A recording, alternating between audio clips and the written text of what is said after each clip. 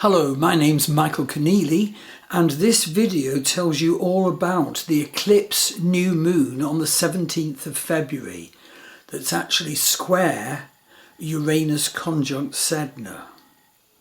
It's full of tense, radical, sudden change energy, but its potential, if we can handle it, is wonderful.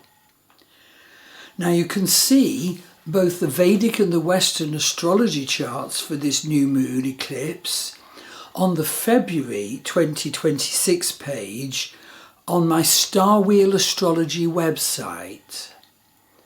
It's under the monthly drop down. So hear about what the energies of this eclipse are and be open, be proactive. Develop your guiding vision now. There's massive potential for needed transformation if we can know about it, know about the details, handle it. This eclipse is a vehicle for both vision energy and revolutionary energy, creating insight, and from that, working for needed change. Embrace the new you. This is because at the same time as this eclipse new moon, there are 5 other huge factors that I'm now going to tell you about. The first of them is the most wonderful, great vision work opportunity, structured vision work opportunity, in the Saturn conjunct Neptune in Vedic Pisces. And I tell you more about this later in this video. It's so helpful, so key. And then you do need to realise there's mind-messing energies at the same time that we will find awkward to handle, but have to handle. And they come from several planets all being in the same sign at once. And those planets are just not all harmonizing with each other. They're also trashing and irritating each other. And this situation will leave many of us tense or confused or scattered or pulled all over the place with restless minds or confused minds. The 5 planets now are Moon, Sun, Rahu North Node, Mercury and Venus, all 5 in Vedic Aquarius now, but all 5 receiving the fraught revolution square aspect from Uranus conjunct Sedna as well. They're actually part of a sequence over the current few months, which I'll tell you about later on. Now then, at the same time as all this, Mars and Pluto are super strong in Vedic Capricorn. Mars is at fullest warrior strength in Capricorn, together with Pluto. Pluto, the bringer of so often needed death and rebirth possibilities for us. Fourthly, so important to know, Chiron, our existential wound energy, is conjunct asteroid Eris, the energy of strife. And it will affect some of us depending on whether we receive the aspect from it. It's actually in the crossing point from the end of Vedic Pisces to the start of Vedic Aries. So that is a water to fire sign transition point. It's one of 3 such transition points, and these are called Gandanta zones, and they're very unworldly and unsupportive. But that unsupportiveness, if we can handle it, can be a gateway to the divine if we can learn how. As I said, they're known as Gandanta zones, and they're so important to know about. And if your planets are aspected by the Chiron-Eris conjunction, be proactive, be aware, develop your self-awareness, be flexible and adaptable, heal the wounds and become the healed you, the you were meant to become. And fifthly, it's so crucial to know that Uranus conjunct Sedna is square the eclipse new moon. I'll be telling you more about that energy later on. So how do we handle all this? Well, qualities we need to bear in mind and implement are patience, strength, courage, and doing vision work.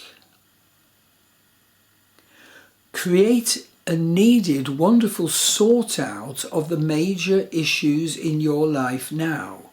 Identify them, get a reading from me at this time, book an astrology reading through my Star Wheel Astrology website. Identify and dismantle old, subconscious, controlling, negative behaviours that you may have been carrying from birth, you may have been carrying from many, many past lives before that. And push ourselves into spiritual liberation and profound metamorphosis, karmic release, deep psychological transformation. These are all very possible. And as I said, get a reading from me and we'll look at your issues and the approaches of transformation and liberation that are right for you and how to do them. Absolutely do the vision work. Please do see the YouTube video I published on the 3rd of January this year, 2026, about how to work with this energy, the Saturn-Neptune conjunction, where Saturn is discipline, structure, and Neptune is vision, and you can combine the two. I just did it this morning and with wonderful results. So it is possibly the key to handling all this and to becoming the best of your potential. The YouTube video is entitled Saturn Conjunct Neptune. Your intuitive work flowers with structure. You could also do dream work. And if you book a reading with me and want to know about dream work, I can tell you all about how to do that. And that can be wonderful. We must let go of old chains. We must become reborn. And this is the time for it. I hope you can sense that from the energies I'm describing. Death and rebirth work is now so very possible. And death and rebirth can happen. We may need healings to have it happen, but you know, I've got this Love Star Dating website, Love Star Dating, and it's for those who are on a spiritual pathway, who are searching for love. And we've got a panel of healers, and they have the most wonderful sort of psychic and healing abilities. Have a look at that website. You know, my colleagues on that website. It's a website for those who are on a spiritual journey and also seeking love. So breakthrough work can be done. You can do it. Okay. Let's just state a bit more about the detail of this new moon eclipse. It's a case of both moon and sun at 4 degrees Vedic Aquarius. It's in Dhanishta Nakshatra in the Vedic sidereal zodiac. You can see all about the nakshatras, the supremely wonderful 27-sign lunar zodiac of Vedic astrology, by going to my Star Wheel Astrology And there's a page where all my videos and courses on the nakshatras are under the More drop down. You click on interpretation, under More you click on interpretation, and then on nakshatras interpretation. And in the Western tropical zodiac, this eclipse new moon is at 28 degrees Aquarius. So I think what's coming through is that as an essential foundation step, basically it's key to know what's the difference between Vedic and Western astrology, and absolutely know that we do need both. You absolutely do. So Vedic astrology, with its sidereal zodiac, is anchored to the fixed stars. And it's essentially a statement of our fate and destiny, our karmas, good and bad, our life purpose direction in this life and its unfoldment. Whereas Western astrology, using the tropical zodiac, based on the moving position of the sun on the day of vernal equinox, is a statement of our psychological self and its unfoldment in this life. You absolutely do need to use both Vedic and Western astrology for the full and accurate astrological statement. I always use both in all my wonderful readings and courses. You see, you really can end up with very incomplete or nonsense statements or incorrect statements if you draw on just one of these astrologies. You know, I won't sort of go into detail now, but, well, notice I said that, okay, I will go into a tiny bit of detail. Notice I said that Uranus conjunct Sedna was square this eclipse full moon. Well, of course, that's bringing in Western astrology to the many Vedic interpretations. And I also mentioned that Chiron is conjunct Eris, the asteroid of strife. It's so important to know that. You can't miss out Chiron, and you can't understand Chiron at the moment without knowing Eris is conjunct it closely.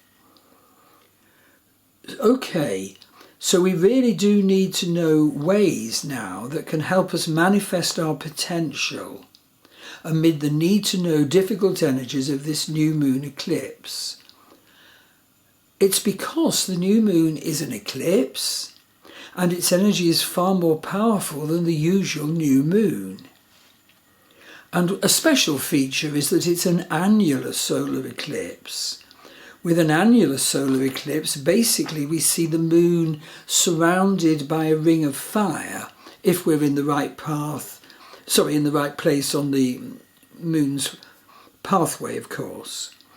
It's surrounded by a ring of fire because the moon passes between the Earth and the Sun, and so around the moon is the border of the Sun flaring away. And yes, that's fiery, and I have to say it's also aspected by a square from revolutionary violent Uranus and the terrible energies of Sedna, which I'll mention a bit more of below. So we mustn't let ourselves be potentially weakened now. We must deal with this difficult and, bothersome energies, the death and rebirth potential now. That's the way to be successful. And by the way, I would let you know, it's useful to know, that it's been a case of conflicting planet energies like this since the start of this year, 2026. And in fact, it goes on certainly to March. So on the 3rd of January, it was a case of Sun, Mars, Venus, Mercury, all in Vedic Sagittarius. But then on the 18th of January, it was a case of Sun, Moon, Pluto, Venus, Mercury and Mars, all in the next sign, Vedic Capricorn. Then on the 1st of February, Sun, Mars, Mercury, Venus and Pluto, all in the next sign after that, Vedic Aquarius. That's the 17th of February, where we are now, coming up. And on the 3rd of March, it's Sun, Mercury, Mars, Rahu North Node in Vedic Aquarius. And lastly, on the 19th of March, it's a case of Sun, Moon, Venus, Neptune and Saturn all in Vedic Pisces. So you see the potentially bothersome and conflicted stellium moves. In fact, in this year so far, from Vedic Sagittarius to Vedic Capricorn to Vedic Aquarius, and then to Vedic Pisces. And depending on where that sign is in relation to your chart, it will be bothersome and confusing and irritating and conflicting, and it can divert us from our true self and what we truly need to do. So just as an example, at the time of this eclipse, I can tell you a couple of details out of the many, and that is that Sun trashes the Moon, Mars, Mercury and Venus big time. And Mars boosts the Sun immensely, and Jupiter boosts the Sun immensely. So I'm telling you this so you can be prepared to feel confused and weakened depending on what house in your birth chart this eclipse is in, and what planets in your birth chart the planets of this eclipse form an aspect to. Being prepared is sort of forewarned and forearmed. And it can be so useful to know if one particular planet is being sort of trashed, and you can, well, not allow that to sort of take over your mind, and you can compensate for it. This is called the Rashi of Ashta's method. So let's all of us be prepared to be strong now. Let's all of us be prepared to find the healing each of us personally needs. And so importantly, find the method you need to use now to boost your strength. And it's so needed if you can do and learn the method of vision work and intention setting from that vision work.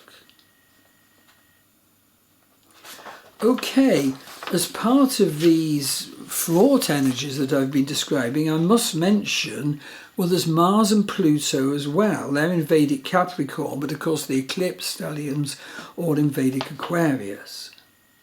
So Mars is by far the strongest planet in the bundle, because he's in Capricorn where he does so powerfully well. Mars the warrior, Mars our assertiveness energy, Mars the achiever. So do work to embrace the positive features of his energy. But then also there's Pluto. Pluto is the divine energy of death and rebirth experiences. And we all of us have those. And they can make us come out so much better. Pluto's the lord of what is buried in our shadow side and our unconscious. Pluto offers us needed empowerment and fulfillment that come from working with these death and rebirth energies. It is a case of arise now and be empowered. Our Pluto energy is so important to understand. And incidentally, in addition to doing readings and healings and telling you how to do, dream work, vision work, etc., I do offer a healing journey online to deal with our power issues. It's called Journey to the Abyss. See my Star Wheel Astrology website page of that name, Journey to the Abyss.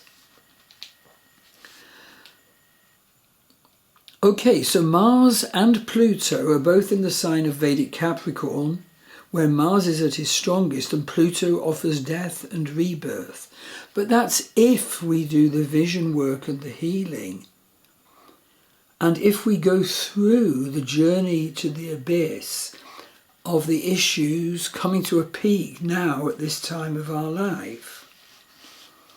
Okay, as I mentioned, well, we now come to the revolution and horrible events energy of Uranus conjunct Sedna square the eclipse. Uranus is at 3 Vedic Taurus. You absolutely also need to know that Uranus, the energy of revolution, is conjunct Sedna, the asteroid of terrible events. Terrible events, yes, but events, energies and issues that can actually prompt us to be in contact with the divine if we can manage it, if we can see the way. Note that both Hinduism and Tibetan Buddhism don't just have nicey faces of the divine, they also have terrible faces of the divine, but it's through working with those as well that we can go through and make a contact with the ultimate divine. By dealing with the terrible and dealing with death and rebirth, we can actually move to connection with the divine. I did loads of this stuff when I did a 5-year university-based field study of the Western reception of spiritual forms new to the modern West: Hinduism, Buddhism, paganism, shamanism and utopian community. And it was so wonderful, I had to visit the places, so wonderful, visiting the Hindu ashram I worked with and the couple of Tibetan Buddhist Gompas that I worked with. So